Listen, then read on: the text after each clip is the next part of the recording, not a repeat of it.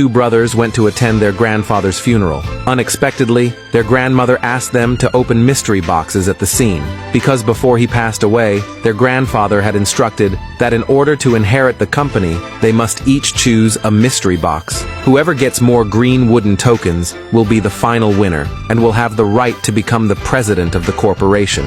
Although neither of them understood why their grandfather did this, they still wanted to become the company president, so each of them chose one of the mystery boxes. Before the game began, their grandmother said only one thing: often what determines victory or defeat lies outside the game itself. Just as she finished speaking, the cousin was the first to check his tokens. When he saw that all three were green, he secretly rejoiced, but the man just glanced at his tokens and hurriedly closed the box in panic. Seeing this, the cousin believed he was sure to win, so he placed his watch on the table, saying that if the man revealed green tokens, the watch would be his, but only if the man offered something of equal value as collateral. Hearing this, the man instantly got angry. He said the cousin was gambling, because their grandfather hated gambling most of all, but the cousin replied that this wasn't gambling, it was one of the rules outside the game, as their grandmother mentioned. He even mocked the man for being incompetent and unqualified to fight for the inheritance. The man was not convinced when he heard this. He turned to their grandmother and said this was unfair, but before the grandmother could speak, the cousin mocked the man again. The man became furious. He immediately took off his own watch, saying he was ready to compete with the cousin. Seeing this, the grandmother added another rule. Before this incense stick burns out, the two of you must decide the winner. Otherwise, neither of you will get the inheritance. After saying that, she told them to continue the competition. However, the cousin looked down on the man's watch. He said his own watch was worth hundreds of thousands of dollars. If the man couldn't produce something of equal value, then he would be considered the loser. At this point, even the man's wife tried to persuade him to give up, but the man explained to his wife the cousin was betting, because he must have red tokens in his box. That's why he was using the luxury watch to pressure him. He wasn't going to fall for it. Even the relatives nearby sided with the cousin, mocking the man as a broke loser.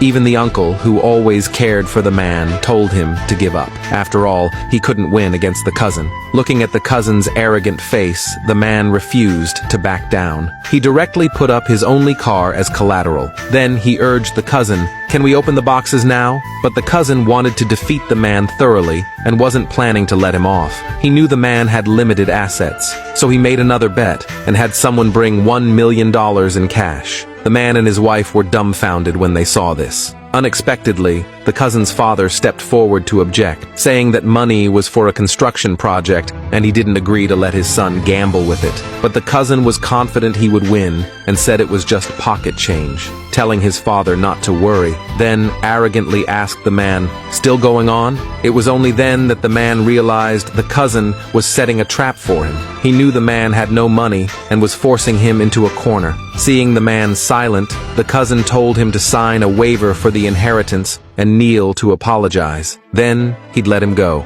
When the man refused, the cousin gave him no mercy. Even the relatives who liked to flatter the powerful told the man to kneel and apologize. Just as the man didn't know what to do, his wife directly put up the keys to their new house. The man immediately understood what his wife meant, but his mother stood up and objected. She didn't want her son to go on, but the man ignored his mother's objection and insisted on continuing. Even the grandmother couldn't stand watching anymore. If this went on, the man would lose everything.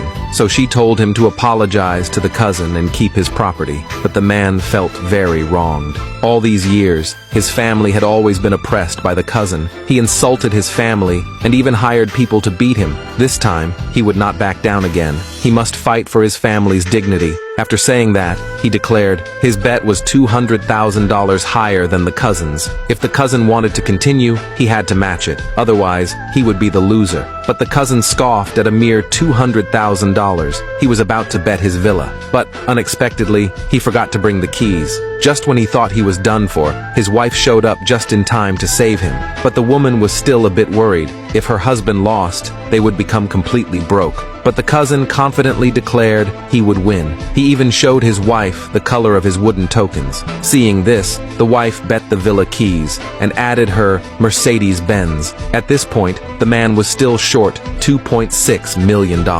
If he couldn't make it up, he would completely lose. Even everything on the table would belong to the cousin. Just as everyone was mocking that the man would lose miserably, the man made a phone call and borrowed $2.6 million. According to the agreement, the two could now open their boxes. But when the man opened his box, everyone was shocked.